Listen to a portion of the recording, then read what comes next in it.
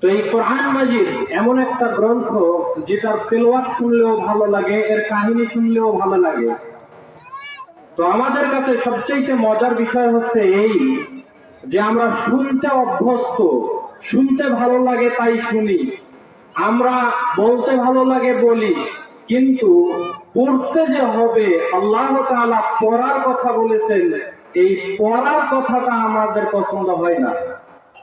আমরা দূর দূরান্ত থেকে ছুটে যাই যে অমুক জায়গায় মাহফিল আছে, গিয়ে আলোচনা শুনবো, সবকিছু ঠিকঠাক, কিন্তু বাসায় এসে যে আমল করতে হবে এই চিন্তা চেতনা আমাদের হৃদয়ে জাগ্রত হয় না।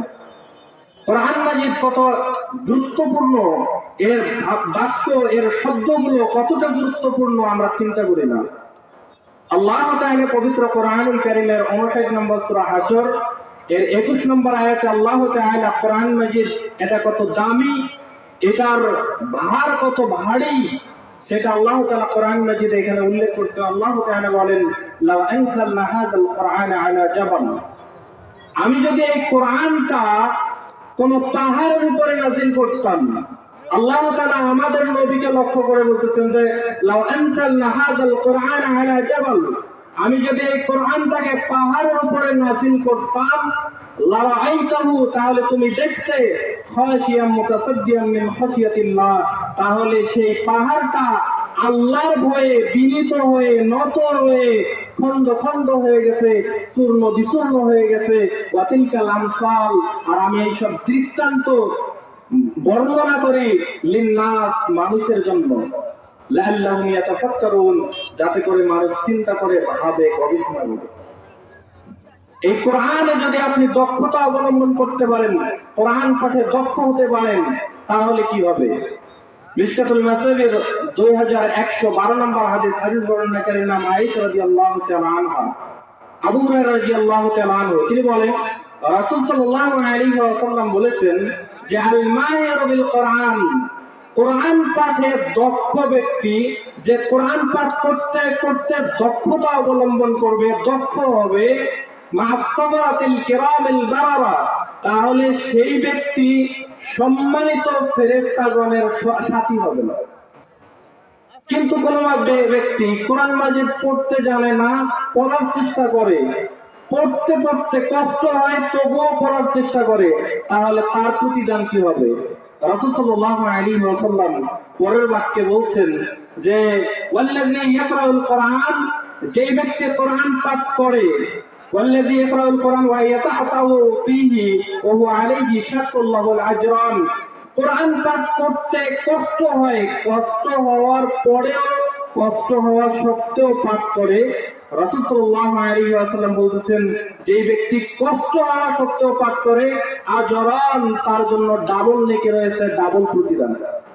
তাহলে কোন ব্যক্তি কোরআন পাঠের দক্ষতা অবলম্বন করবে, দক্ষতার সহিত কোরআন পাঠ করবে, সেই ব্যক্তি যদি অক্ষর প্রতি 10 নেকি পায়, তাহলে যে কষ্ট করে তেলাওয়াত করে, তাহলে সেই ব্যক্তির আমলনামায় প্রত্যেকটা অক্ষরে আল্লাহ সুবহানাহু ওয়া তাআলা 20 নেকি তার আমলনামায় লিপিবদ্ধ করে দিবেন। তাহলে কোরআন যেই ব্যক্তি পাঠ করে তার জন্য উচ্চ মর্যাদা রয়েছে, যেই ব্যক্তি পাঠ করে না তাকে ডিমোটিভেট করা হয়েছে এমনটা নয়, একে আরো মোটিভেট করা হয়েছে যাতে করে মানুষ কোরআনের কাছাকাছি হয়, কোরআনের নিকটবর্তী হয়। কিন্তু আমরা আমাদের জিন্দেগিতে সব বই পড়া শেষ, কিন্তু কোরআন মাজিদ এখনো শিখতে পারিনি।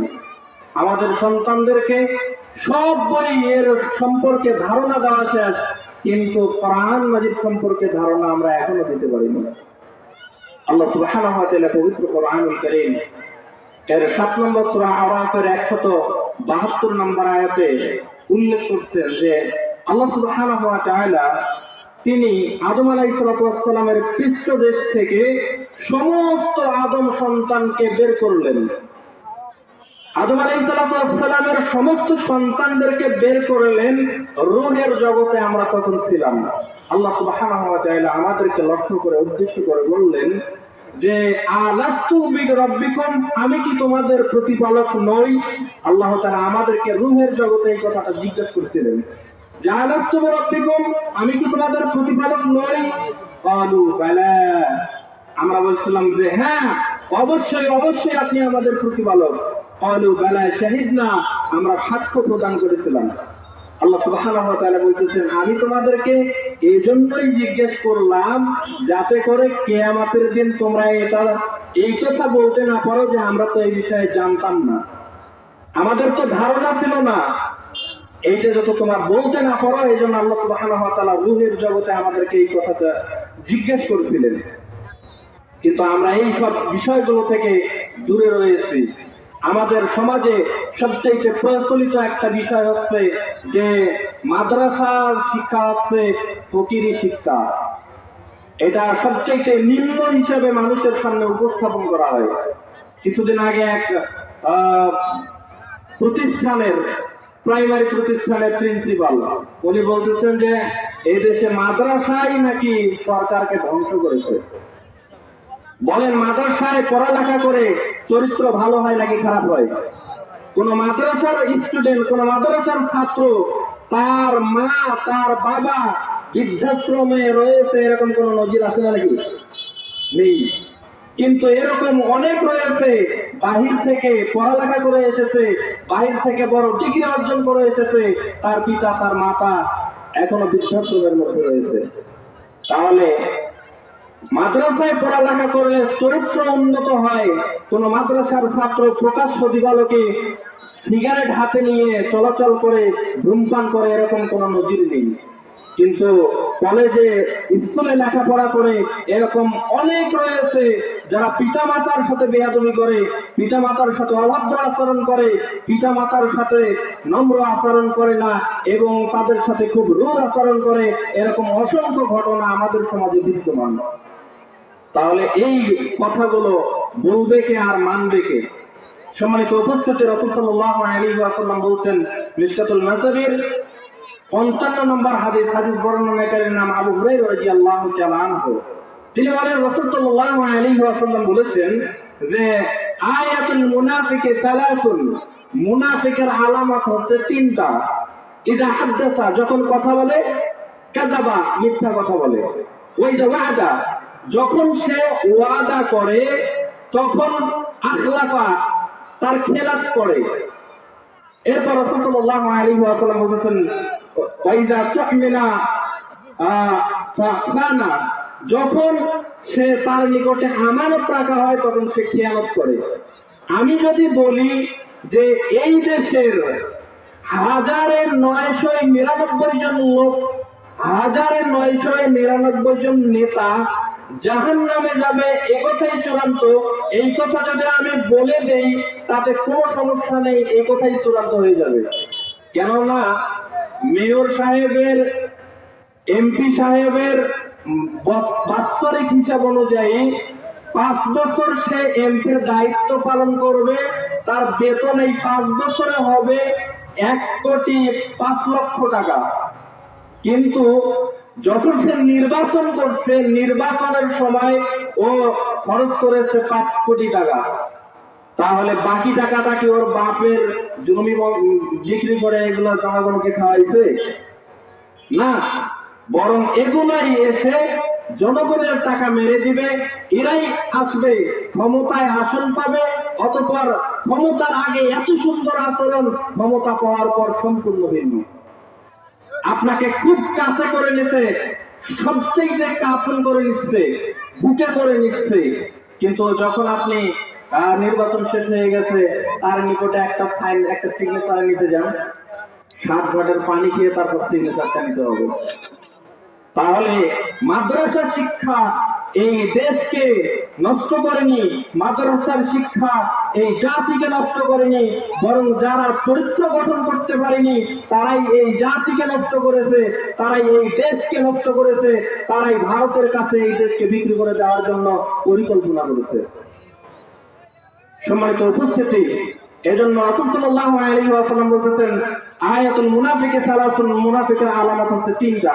কথা বললে মিথ্যা কথা বলে, যখন আমানত রাখা হয় খেয়ানত করে, যখন ওয়াদা করে তখন তা ভঙ্গ করে।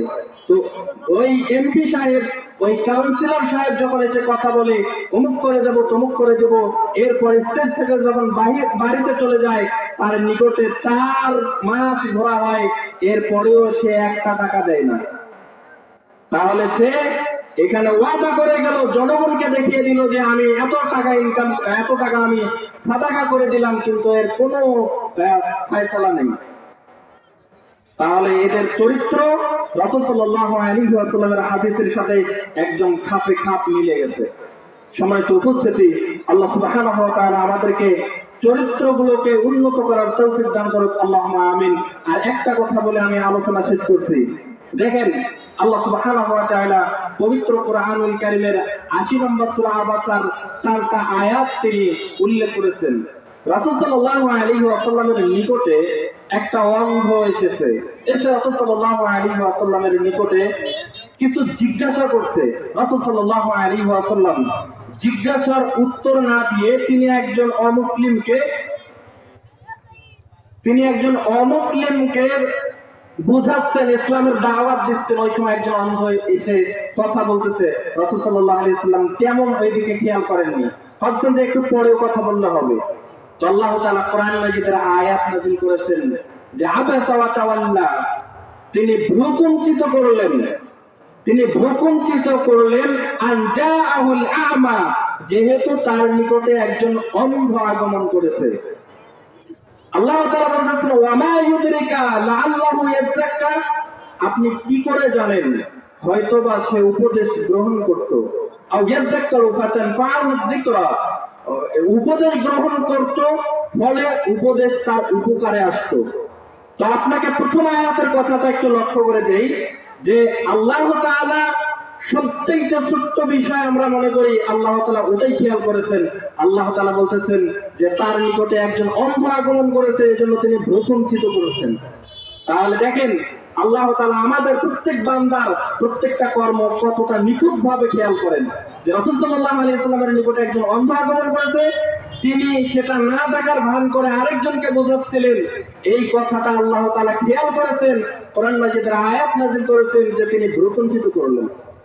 তাহলে আমরা যে রাস্তাঘাটে চলাচল করি, আমরা যে পথঘাটে চলাচল করি, আমরা যে চোখের কোণা দিয়ে একটা নারীর দিকে দৃষ্টিপাত করতেছি, সেটাও মনে রাখতে হবে আল্লাহ সুবহানাহু ওয়া তাআলা সেটাও লক্ষ্য করতেছেন।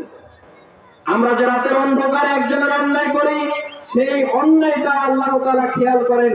আল্লাহ সুবহানাহু ওয়া তাআলা এটাও খেয়াল করেন, যেই ব্যক্তি টেবিলের নিচ দিয়ে ঘুষের টাকা লেনদেন করে, আল্লাহ সেটাও খেয়াল করেন। আল্লাহ সুবহানাহু ওয়া তাআলা, আমরা মনে করতেছি যে চোর চুরি করতেছে, চোর মনে করতেছে আমাকে কেউ দেখে না, কিন্তু তার লক্ষ্য করা উচিত যে আল্লাহ সুবহানাহু ওয়া তাআলা তাকে দেখছেন। আল্লাহ সুবহানাহু ওয়া তাআলা আমাদের উক্ত কথাগুলোকে মেনে চলার তৌফিক দান করুন, আল্লাহুম্মা আমিন। মুনাফিকের আলামত সহ যে কথাগুলো আমরা বললাম, এগুলো খারাপ বিষয়গুলো যেন আমাদের চরিত্রের মধ্যে না থাকে, আল্লাহ সুবহানাহু ওয়া তাআলা আমাদেরকে তৌফিক দান করুন এবং চরিত্র উন্নত করে জীবন যাপন করার তৌফিক দান করুন, আল্লাহুম্মা আমিন। এটা হয়তো অনেকের সংক্ষিপ্ত কথা এখানে শেষ করছি। রব্বিগফিরলি ওয়া তুব আলাইয়া ইন্নাকা আনতাত তাওয়াবুর রাহিম। আসসালামু আলাইকুম ওয়া রাহমাতুল্লাহ।